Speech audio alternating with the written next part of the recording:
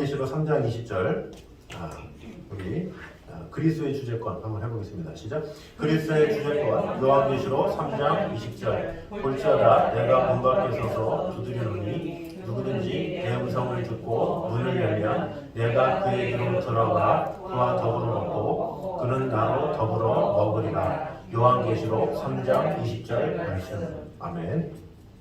자, 이 말씀은 우리가 보통 전도할 때 영접 기도를 권유하면서 늘 하는 말씀이죠. 그래서 참 귀한 말씀입니다. 그래서 여러분 이 말씀을 꼭 암송하시고 또 기억하셨다가 어떤 여러분이 복음을 전할 수 있는 기회가 있을 때 이것을 펴주시면서 이렇게 영접을 할 수 있도록 도와주시면 되겠습니다.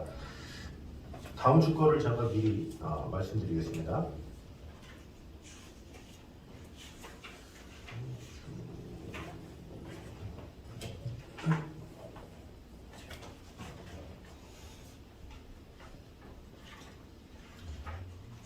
다음 주는 에베소서 5장 15, 16절 그런즉 너희가 어떻게 행할지를 자세히 주의하여 지혜 없는 자같이 하지 말고 오직 지혜 있는 자같이 하여 세월을 아끼라. 때가 악하니라. 에베소서 5장 15, 16절 이렇게 하겠습니다. 이렇게 주중 이렇게 오셔서 하지만 제가 영상에도 항상 남겨두는 이유는 나중을 위해서 이렇게 꼭 하는 거고 제가 참 보면 이렇게 멀리 지방에든 어디든 이렇게 제가 통화하다 보면 제 친구 목사님입니다. 그리고 이게 매주 올라오더라 막 그러면서 오히려 외부에서 이렇게 하고 있다는 것을 이렇게 알고 있더라고요. 그래서 우리가 여러분이 잘 이렇게 되는 것을 잘 아시면 제가 이전에 유튜브에도 뭐 이단 상담에 대해서도 쭉 했었고 또 이렇게 구속사에 대해서도 쭉 했었고 지금 제자를 쭉 올리고 계시니까 여러분이 뭐 누가 이게 질문을 하거나 뭐 이런 거 있을 때 링크도 좀 보내주시면서 이렇게 도움을 주시면 좋을 것 같습니다. 요즘에는 그 유튜브나 이런 게 상당히 잘 돼 있어서 그런 매체를 통해서 접하기를 좋아합니다. 그래서 무조건 뭐 교회로 데리고 가라 뭐 이런 거는 옛날에 그런 매체가 잘 안 됐을 테고 요즘에는 먼저 맛을 보도록 해야 되거든요. 그런데 주중에나 이렇게 모시고 와서 양육을 받게 하고 이런 것도 좋지만 또 마음문이 쉽게 안 열리기 때문에 이런 영상들을 이렇게 보내주면서 구속사에 대해서 한번 알아보라고 하면서 이렇게 전달해 주기도 하고 이렇게 좀 전도의 기회로 좀 이렇게 삼아주시면서 해주시면 좋겠습니다. 자, 그리스도의 주제권 한번 보도록 하겠습니다. 이 과에서는 예수님이 우리의 주권자이심 그리고 그 근거를 깨닫도록 우리가 보려고 합니다. 또 바울의 예를 통해서 주님의 주제권을 인정하는 삶이 무엇인지 그리고 라오디게아 교회의 예를 통해서 주제권을 인정하지 않는 신앙생활의 결과가 어떤지 그것을 보도록 합니다. 그리고 주제권을 인정하지 못하는 영역이 있는가 다시 한번 점검하고 주제권을 인정하는 삶을 살 수 있도록 이렇게 돕고자 합니다. 자, 우리 서론 한번 같이 한번 읽겠습니다. 시작. 주제권이라는 말은 주인으로서 행사할 수 있는 권리를 말한다. 예수님은 만물의 주가 되심으로 그의 지배를 받지 않는 영역은 존재할 수 없다. 무엇보다 예수 그리스도를 마음에 모시고 사는 사람은 한시도 주님 없는 생활을 할 수 없다. 그리고 어느 한 가지라도 그걸 모르게 행할 수 없다. 이것은 잘못 생각하면 부담스러울 수 있으나 사실은 이것만큼 우리에게 평안과 자신감을 주는 것도 없다.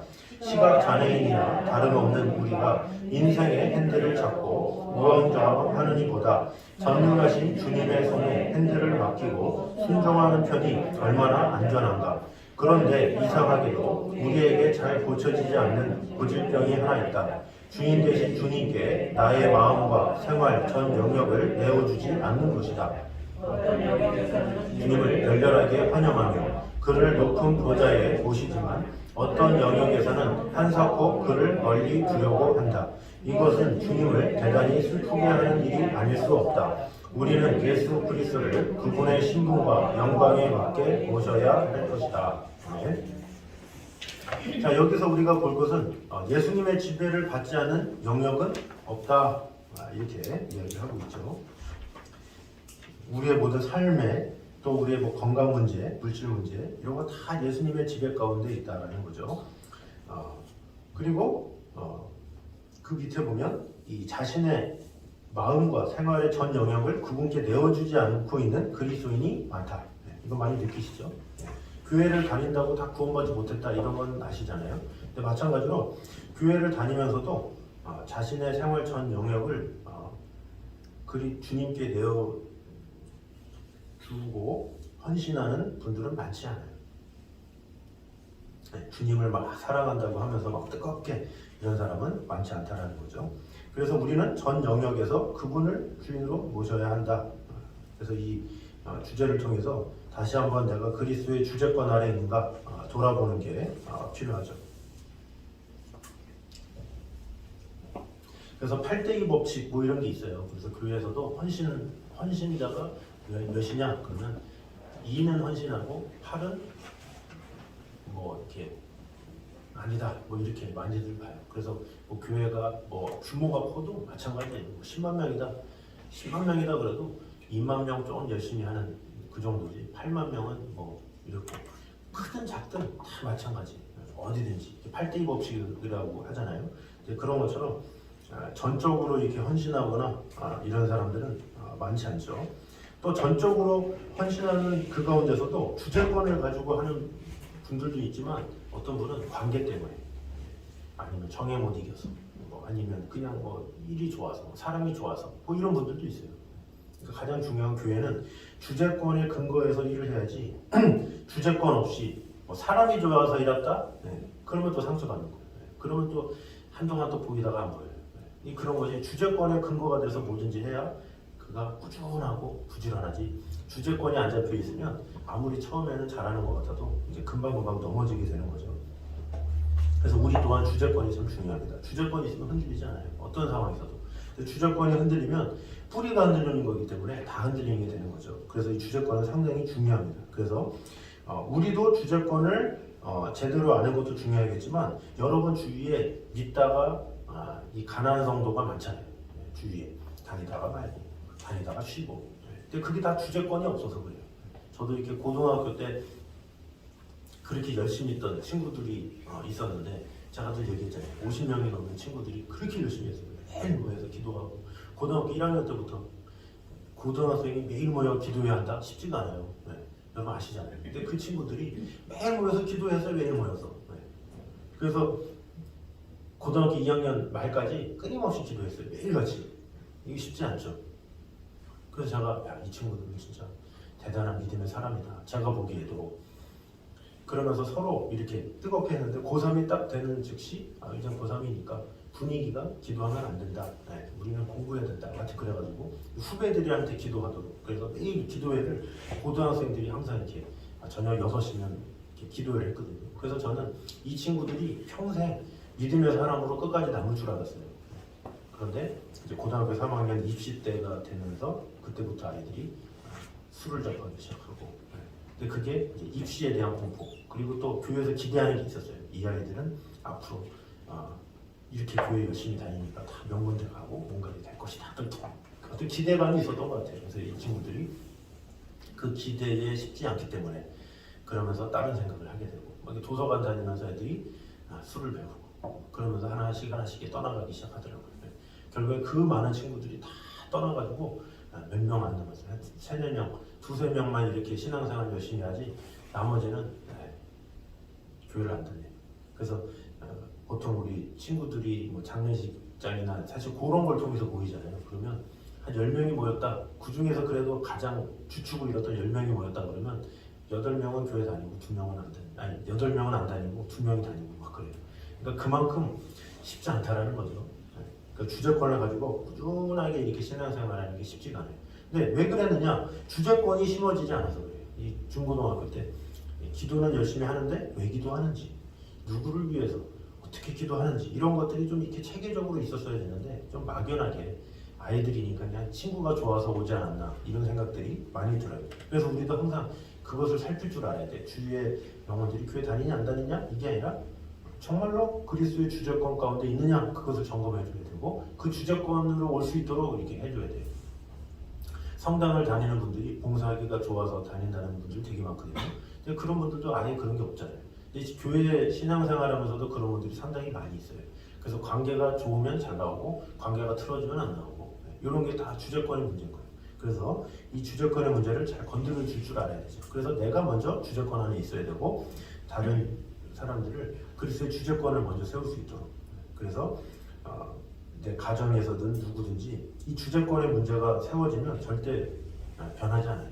흔들리지 않죠. 근데 주제권에 문제가 있기 때문에 교회가 싫다, 뭐가 싫다, 누가 싫다 이렇게 되는 거죠.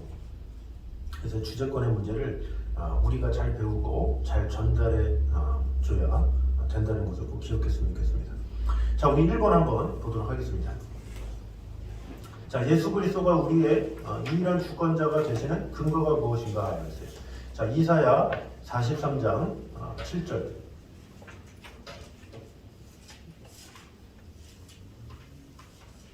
43장 7절 우리 같이 한번 읽겠습니다. 시작. 내 이름으로 불려지는 모든 자 곧 내가 내 영광을 위하여 창조한 자를 보게 하라. 그를 내가 지었고 그를 내가 만들었느니라. 아멘. 자, 하나님이 우리를 지으셨기 때문에, 그죠? 하나님이 우리를 지으셨기 때문에 그래요. 내가 그를 만들었다. 그러니까 우리를 자신의 소유다 이렇게 말씀하시는 거죠. 그러니까 주권자가 되시는 거예요. 만들었기 때문에. 제가 항상 뭐 양육을 처음 하거나 아니면 불신자가 복음을 듣거나 그럴 때 항상 하는 말이 그거예요. 자, 이 컵을 누가 만들었죠? 항상. 이 테이블은 누가 만들었죠? 그러면 이 컵을 만든 주인이 이 컵에게 사명을 부여야 하죠. 이 테이블을 만든 회사에서 이 테이블에 사명을 주죠. 그러면 이거보다 더 귀한 당신은 누가 만들었습니까? 이렇게 물어보죠. 그래서 누가 만들었죠? 뭐 그러듯이 하나님이요. 그러면 그 당신의 삶을 누가 주관하시고 누가 그 뜻을 알려줍니까? 하나님이요. 이렇게 되는 거죠. 그래서 하나님께서 만드셨기 때문에 하나님께서 사명을 주시고 하나님께서 시키는 대로 하나님께서 의도하시는 대로 살아가야 될 책임이 있는 거예요. 그게 주제권의 첫 시작입니다.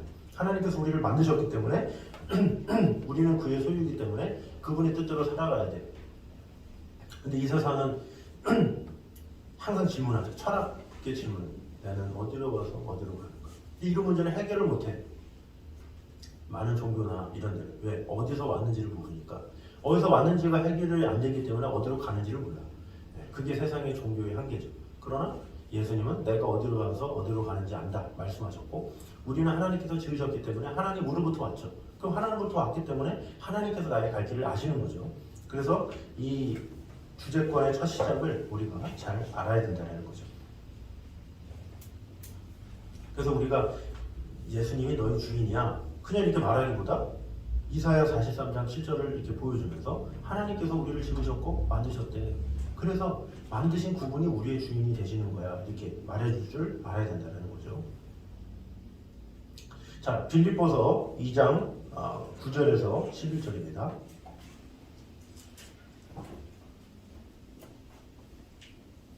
빌립보서 2장 9절에서 11절 우리 같이 한번 읽겠습니다. 시작. 이러므로 하나님이 그를 지극히 높여 모든 이름 위에 뛰어난 이름을 주사 하늘에 있는 자들과 땅에 있는 자들과 땅 아래에 있는 자들로 모든 무릎을 예수의 이름에 꿇게 하시고 모든 입으로 예수 그리스도를 주라 시인하여 하나님 아버지께 영광을 돌리게 하셨느니라. 아멘. 자, 이 말씀을 봅니까? 하나님은 자신의 주권을 예수님에게 주셨다. 그래서 모든 것이 예수님께 무릎을 꿇고 주라 시인하도록 만드셨다라는 거죠. 그러니까 다시 말하면 하나님의 권세를 예수 그리스도에게 넘겨주셨다. 그래서 예수 그리스도가 우리의 유일한 주권자가 되신다라는 것이 바로 이 말씀이죠. 하나님이 뛰어난 이름을 주사 이렇게 이야기를 하고 있죠. 자, 로마서 11장 36절입니다.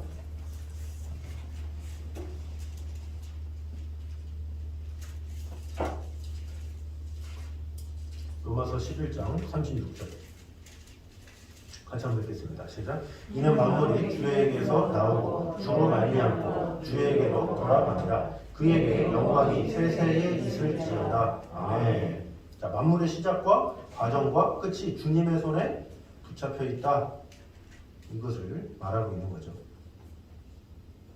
자, 만물의 시작과 과정과 끝이 주님의 손에 붙잡혀 있다면 우리의 인생도 누가 붙잡고 계십니까? 하나님이 붙잡고 계시죠.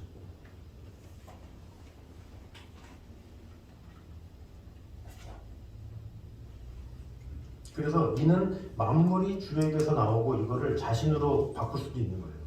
이는 내가 주에게서 나오고 주로 말미암고 주에게로 돌아갑니다. 이렇게 이 만물의 모든 것이 다 주님의 손 안에 있기 때문에 이 만물 안에 우리가 다 포함된다는 거죠. 나도 주님의 손에 붙잡혀 있다. 이것을 기억해야 된다는 거죠. 자, 그럼 사도 바울은 어땠는가? 그것을 한번 보도록 하겠습니다. 로마서 14장 그 뒤에 보면 14장 7절과 8절 사도 바울은 이 자신의 신앙생활 가운데 그리스도의 주재권을 어떻게 인정하였는지 한번 보도록 하겠습니다. 로마서 14장 7절과 8절 우리 같이 한번 읽겠습니다. 시작. 우리 중에 누구든지 자기를 위하여 사는 자가 없고 자기를 위하여 죽는 자도 없도다. 우리가 살아도 주를 위하여 살고 죽어도 주를 위하여 죽나니 그러므로 사나 죽으나 우리가 주의 것이로다. 아멘. 자, 본문을 외워서 기도하는 마음으로 적어보자. 그렇죠? 잘 쓰셨을 줄 믿습니다. 자, 그 다음에 바울이 말하려고 하는 핵심 자기를 위하여 이 단어가 있고 주를 위하여 이렇게 나오죠. 그러니까 이 두 개가 대조다라는 거예요. 이 세상에 많은 사람들은 자기를 위하여 살죠. 자기 가정을 위해 살고 자기 가정의 새끼를 위해서 살고 자기의 만족을 위해서 살고 이것이 바로 세상 사람들이 당연한 거예요. 자기를 위해 살아요. 자기를 위해 꿈을 꾸고 자기를 위해서 뭔가 설계를 하죠. 그러나 우리 믿는 사람은 뭐냐? 주를 위하여 한다는 거죠. 그래서 가장 중요한 단어가 뭐냐? 사나 죽으나 우리가 주의 것이로다. 이것이 핵심이다라는 거죠. 우리가 주님 거기 때문에 주를 위하여 사는 거죠.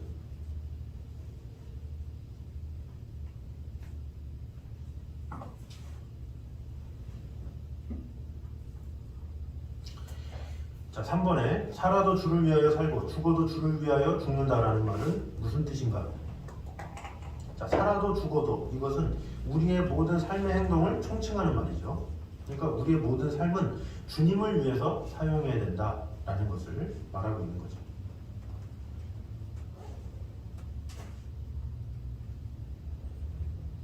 생각, 행동, 이 모든 것이 다 주님께 물어보는 삶을 살아야 된다는 거죠. 하나님의 영광을 위하여, 하나님의 뜻 위하여. 그러니까 자기의 유익이 아니라 주님의 나라의 유익을 위해서 살아야 된다라는 것을 알려주고 있습니다.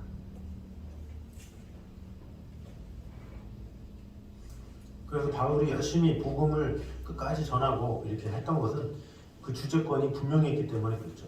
다 주님의 것입니다 라는 고백이 있었기 때문에 열심히 복음을 전하면서 살게 된 거죠. 자, 우리 4번 같이 한번 읽겠습니다. 시작. 7절에서 바울은 자기 마음대로 살고 죽을 수 있는 사람이 우리 중에 한 사람도 없다고 장담하고 있다. 그렇다면 당신도 예외가 아니다. 정말 당신은 바울처럼 장담해도 좋을 사람인가? 했어요. 자기 마음대로 살고 죽을 수 있는 사람이 한 사람도 없다라는 거죠. 내가 살고 싶다고 살고 죽고 싶다고 죽을 수 있냐? 그렇지 않다라는 거죠. 내 마음대로 내 뜻대로 사실은 되는 게 아니에요.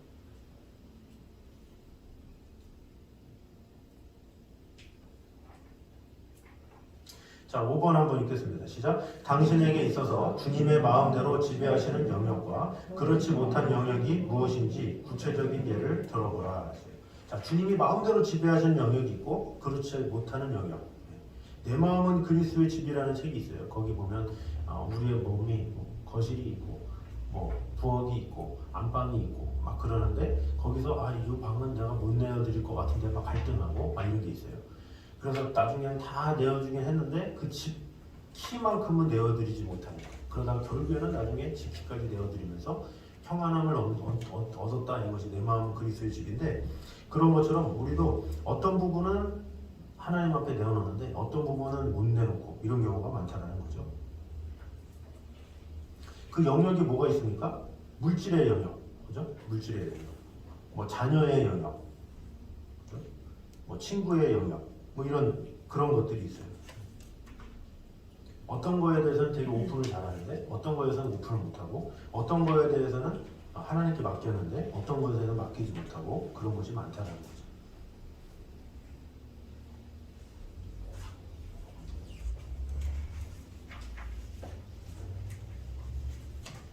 그러니까 되게 믿음이 신실하다가 이 영역이 딱 오면 갑자기 민감해지는 그런 부분들이 있죠. 자, 그래서 이제 라오디게아 교회의 모습이 나옵니다. 아까 말한 이 사도 바울은 긍정적인 모범이었고, 라오디게아 교회는 부정적인 모범을 보인 교회였습니다. 자, 3번 요한계시록에 나오는 말세 7교회 가운데 가장 낮은 라오디게아 교회 성도들은 예수님을 어떠한 처지에 두고 있는가, 이렇게 하고 있죠. 자, 요한계시록 3장 여기 한번 읽어보겠습니다. 3장 14절에서 20절. 우리가 암송했던 그 부분까지가 이렇게 나오는 거예요.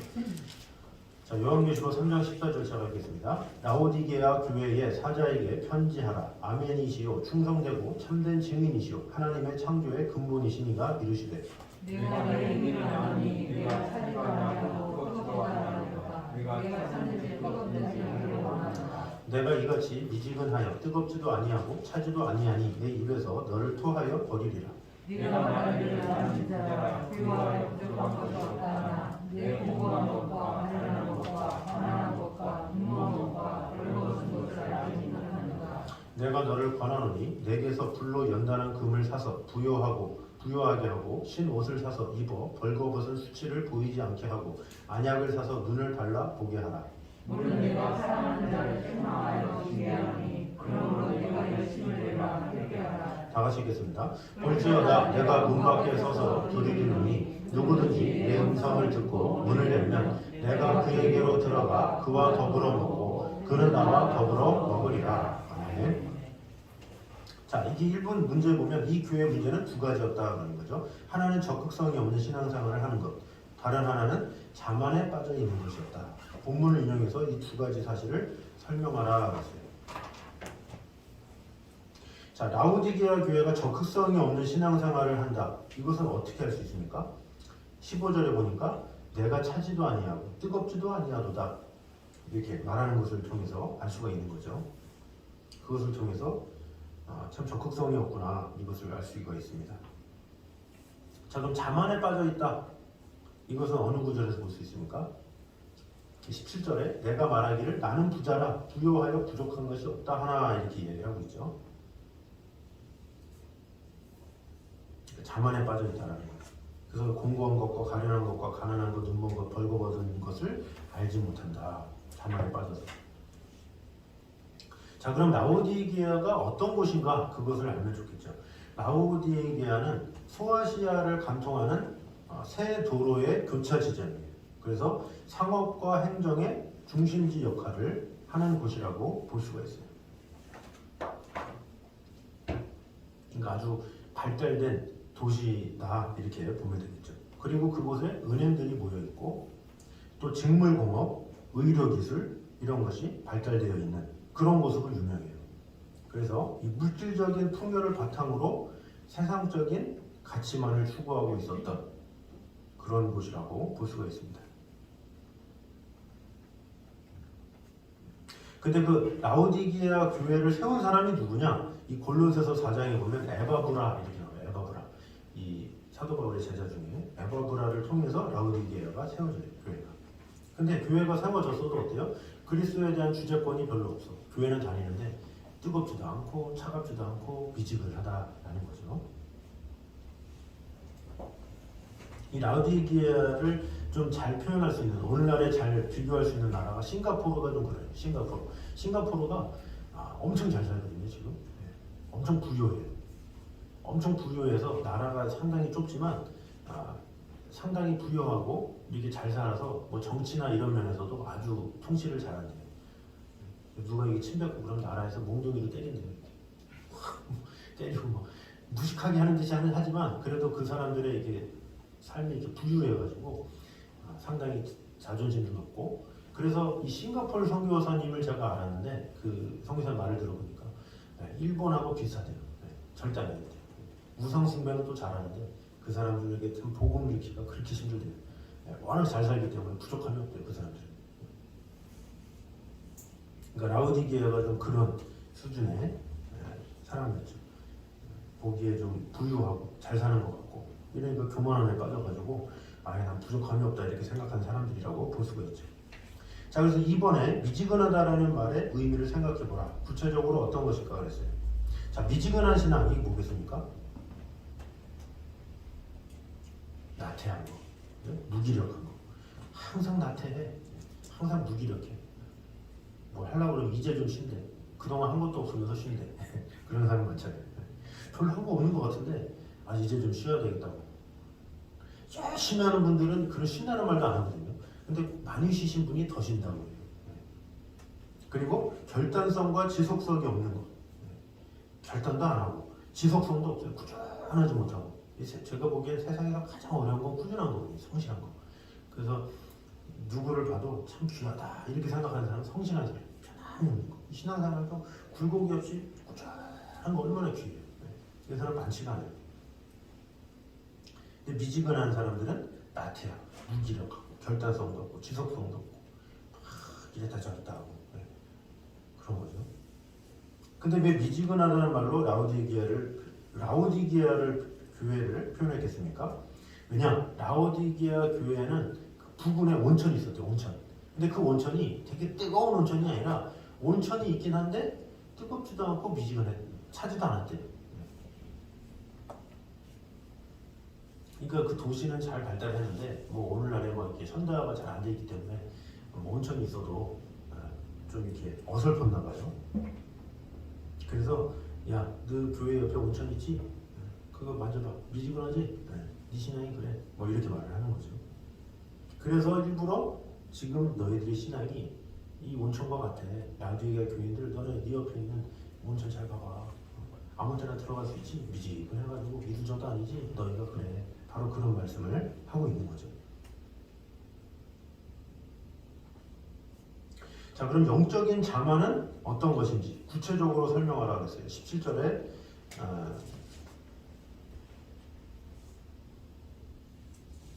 3장 17절에 내가 말하기를 나는 부자라 부요하여 부족한 것이 없다 하나 내 공고한 것과 가련한 것과 가난한 것과 눈먼 것과 벌거벗은 것을 알지 못하는도다 그랬죠. 이 자만이라는 게 뭡니까? 글자 그대로 자기 만족, 그것을 자만이라고 해요. 자만은 자기 만족, 이것을 말하는 거예요. 그러니까 더 필요한 것이 없다 이런 뜻이죠. 더 필요한 것이 없기 때문에 이 자만에 빠지면 그 사람은 어떻게 됩니까? 하나님을 의지하고 하나님을 바라볼 믿음을 잃어버리게 되죠. 그래서 하나님은 불필요한 존재가 되는 거예요. 나는 부자라 부요하여 부족한 것이 없다. 이런 태도에 나타나는 자. 그렇다는 거죠.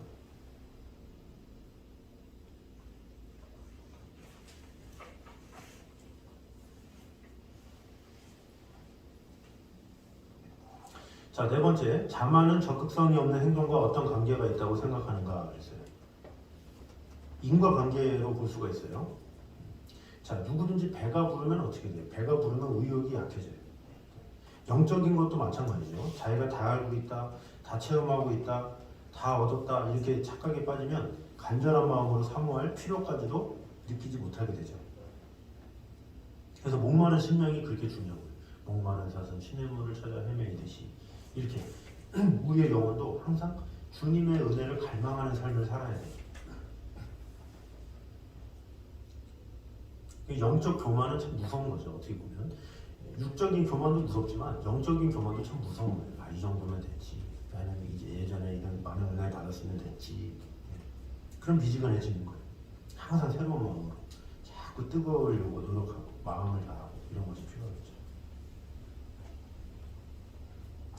자, 그래서 결국 라오디게아 교인들은 미지근한 신앙생활로 인해서 주님을 어떻게 대우하고 말하는가? 20절에처럼 주님을 문 밖에 서 계시게 만들었다라는 거죠. 자, 문 밖에 서 계시게 했다라는 말이 무슨 뜻입니까?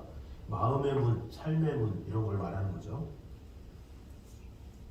그러니까 예수님을 문 밖에 서 계시게 했다. 이것은 마음과 삶 안으로 주님을 모시지 않고 그분과의 교제를 끊고 살아가고 있다라는 것을 말하고 있는 겁니다.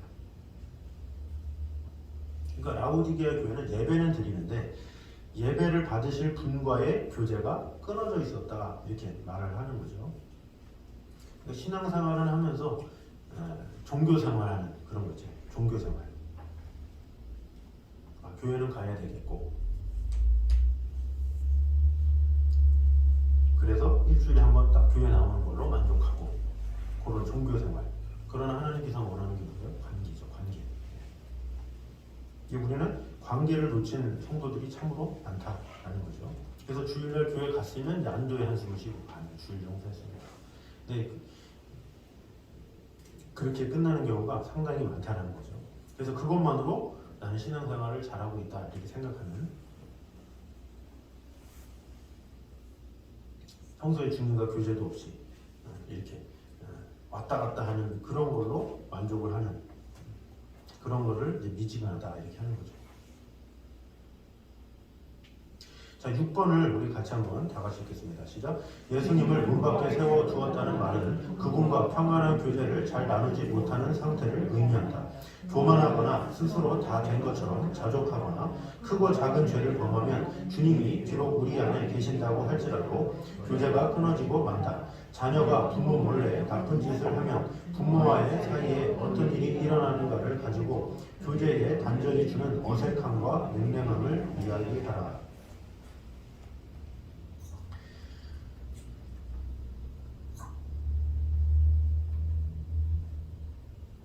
자, 이걸 한번 돌아보라는 거죠. 네.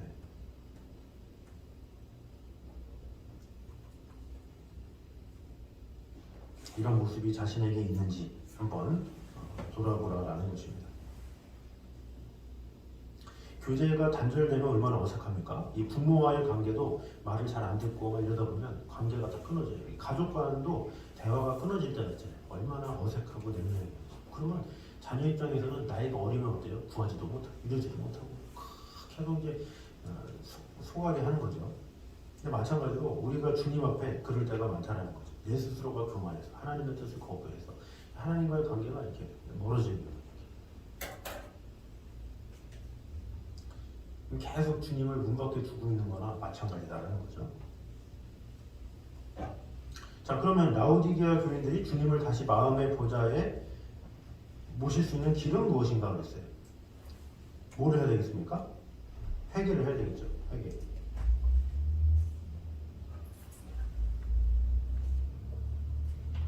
자신을 돌아보면서.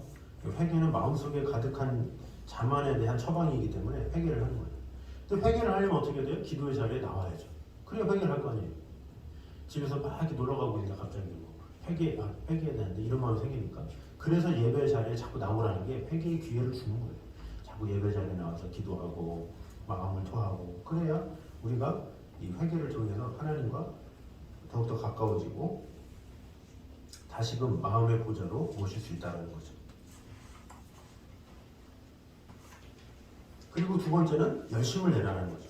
이 미지근하다라는 것은 열심이 없다라는 거거든요. 이 열심을 내라는 거예요. 열심이 뭡니까? 적극성이 없는 행동을 말하는 거죠. 얘가 열심을 내므로 인해서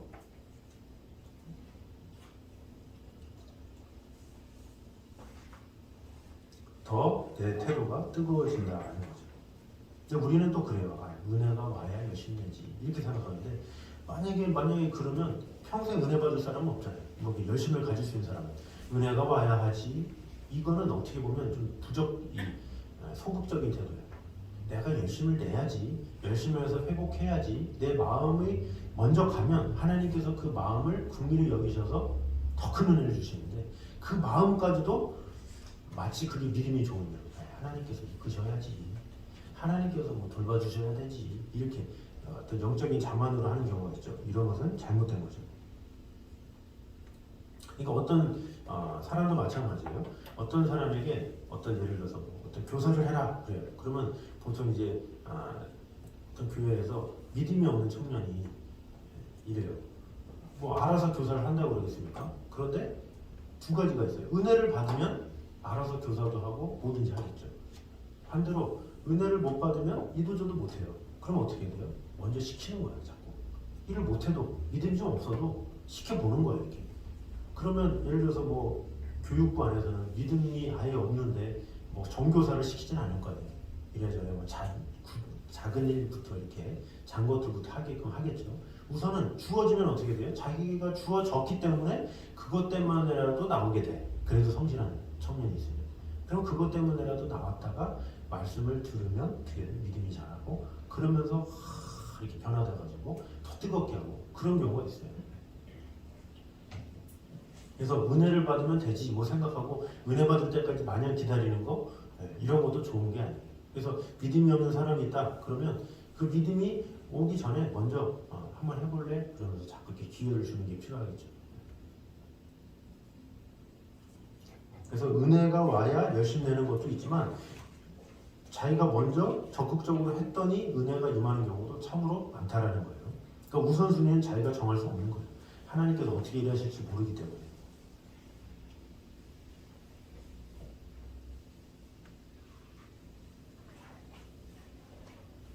그래서 우리도 똑같이 적용할 수 있겠죠. 은혜가 하나님의 은혜가 있나야 좀 교회를 좀 열심히 하고 막 그러지. 그렇게 생각하지 말고 먼저 열심을 내보세요. 그냥 마음이 좀 안 든다 할지라도 열심을 내보면 열심을 내다 보면 오히려 은혜가 임하는 경우가 더 많아요. 되게.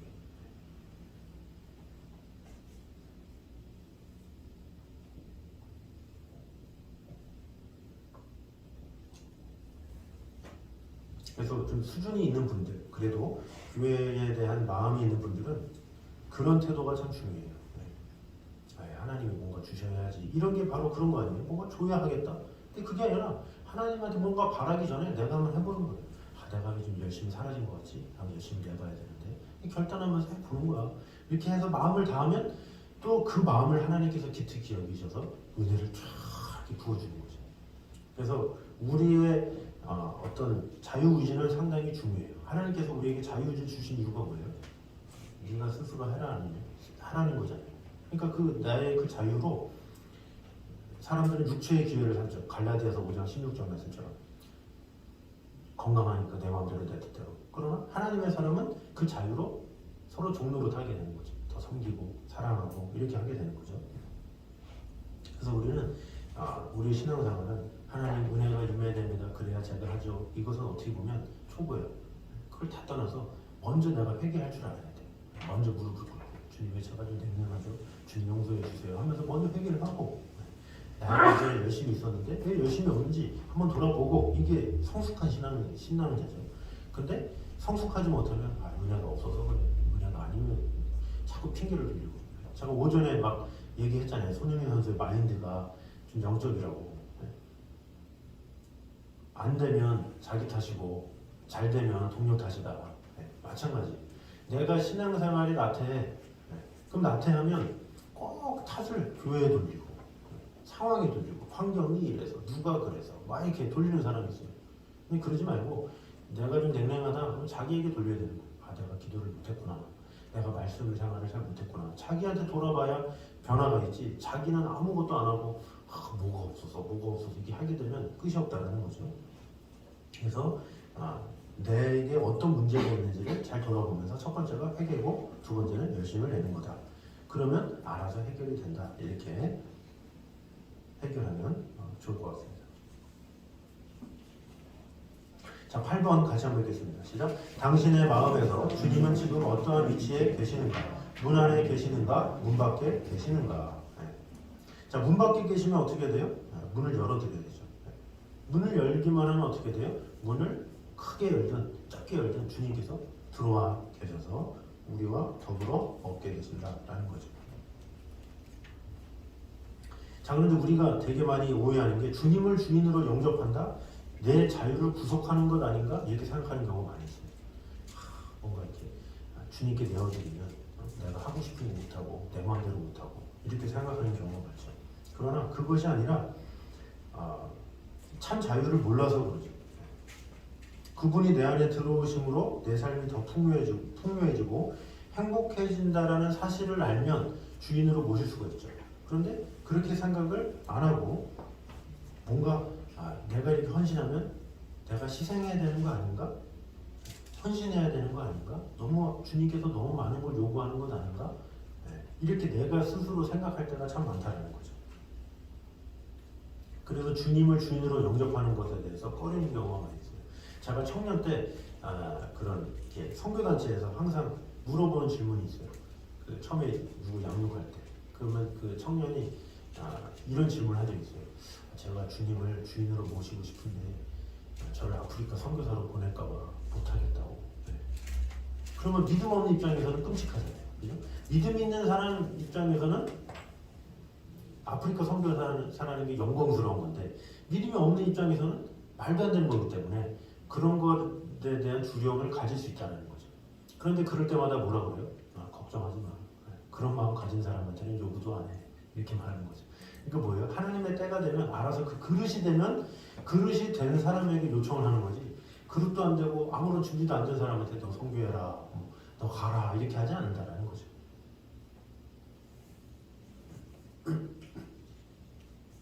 하나님은 우리의 믿음 수준만큼을 잘 아셔서 그에 합당하게 헌신을 요구하시지 그를 준비도 안 되고 그를 그릇도 안 되고 그것도 안 되는데 하나님께서 모든 걸 그렇게 하겠습니까? 그 반대로 그렇게 준비된 자는 어떻게 돼요? 하나님께서 그렇게 요구하시겠죠. 그걸 어떻게 받아들여요? 영광스럽게 받아들이죠. 영광스럽게. 주님 저를 선교사로 세워주시니 감사합니다. 그래서 제가 선교사님들하고 늘 대화하면 항상 제가 물어보는 게 그거예요.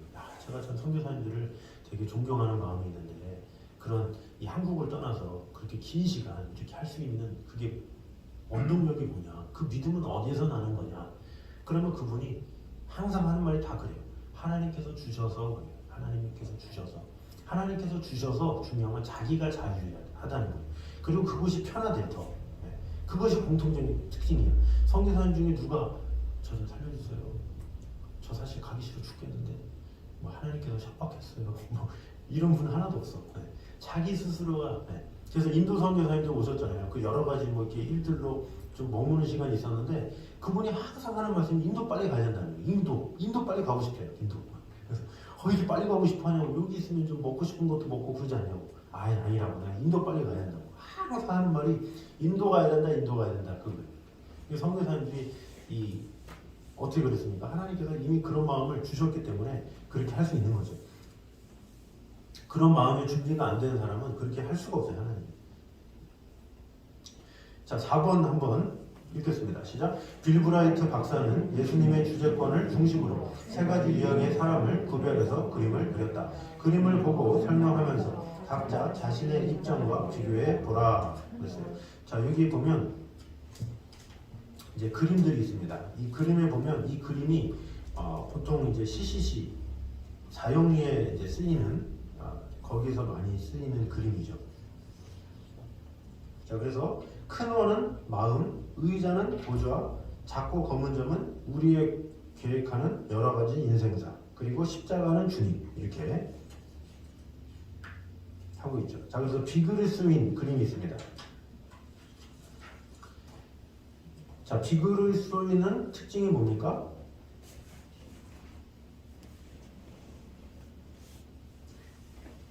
큰 원, 마음 안에, 그죠? 의자, 보좌에 내가 주인으로 앉아있다라는 거죠. 그리고 작고 검은 점은 우리가 계획하는 여러 가지 인생사들이 다 있다는 거예요. 큰 문제, 작은 문제, 이런 문제, 저런 문제 있는데 주님은 어디 있어요? 밖에 있다.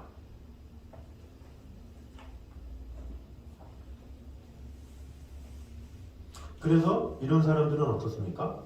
주님이 밖에 있기 때문에 크고 작은 모든 일이 바른 가치와 의미를 갖지 못하죠. 주님이 통치하시도록 하지 않는 거예요. 맡기질 않는 거예요. 내가 하는 거예요. 내가 삶의 주인이기 때문에. 그래서 어떡하지? 저렇게 하지? 자기가 해결을 해야 되는 그 마음의 혼돈이 계속되는 그런 상황이라고 볼 수가 있습니다. 이 크고 작은 일에 계속 생겨. 뭐 크고 작은 일 해결된다고, 작은 일 해결됐다고, 뭐 큰 일이 해결됐다고 다른 문제가 안 생깁니까? 아니죠. 사람은 하루에도 수백 가지 많은 생각들, 많은 어려움들이 계속 생겨요. 비그리스도인은 그렇다라는 거죠. 평생 그렇게 살 수밖에 없다라는 거죠. 자, 그럼 육신에 속한 그리스도인은 어떠냐? 자, 주님을 마음속에 모시긴 했어요. 그래서 이 마음속에 들어가 있잖아요. 십자가가. 그죠? 들어가 있는데 자신이 여전히 주인 행세를 하고 있는 거죠. 주님이 의자 밑에 있는 거예요. 내가 의자에 앉아 있어. 왕권을 양도하지 않은 거죠. 이게 바로 아까 말한 육신에 속한 그리스도인이다. 그래서 교회 안에 많이 있죠. 교회는 다녀. 근데 자기가 주인이야. 이런 경우가 많죠. 자, 마지막 세 번째는 성령에 속한 그리스도인. 이거는 그리스도의 주재권을 인정한 사람이죠. 그래서 의자 위에 주님을 모시는 거예요. 주님이 앉아 계시고 내가 그분의 통치를 받는 거죠. 그러면 어떻게 돼요? 우리의 계획하는 여러 가지 인생들이 하나씩 질서 가운데 이루어지게 된다는 거죠.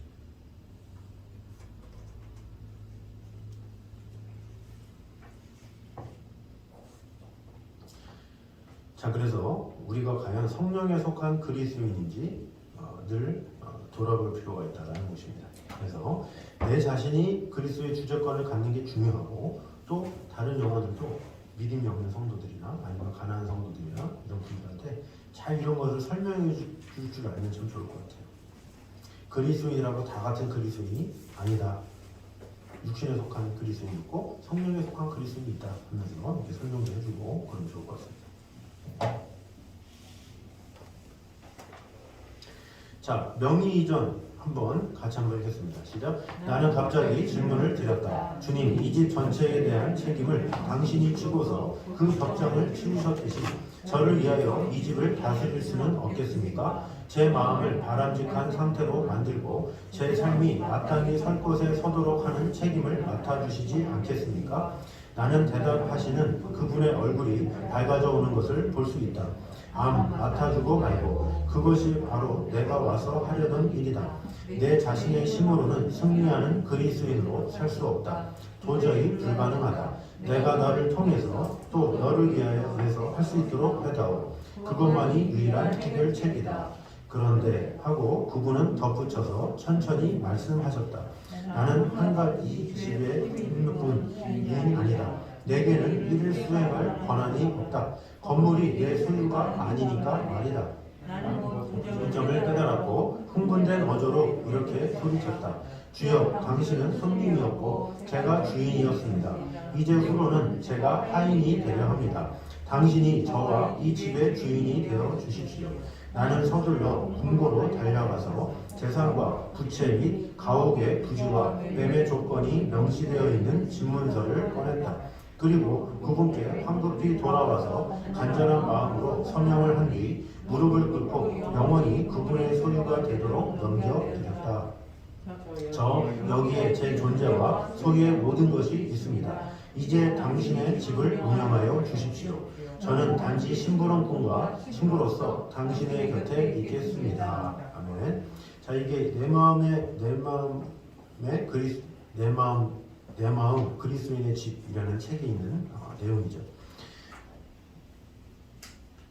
주님이 내 삶의 주인이 되셔서 모든 것을 다 주님께 맡겼더니 이제는 평안해졌다라는 것이 이 말씀입니다.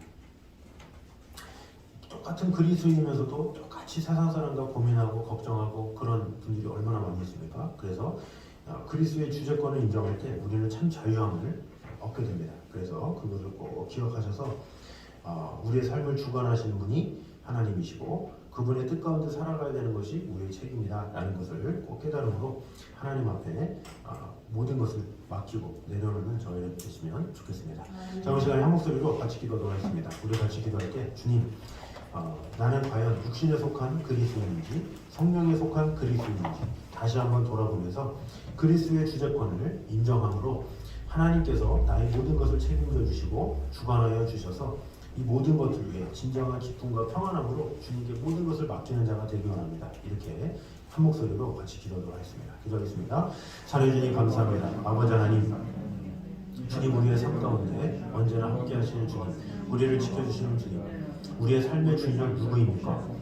아버지 하나님 앞에 모든 것을 내려놓고 맡기는 자가 되기 원합니다.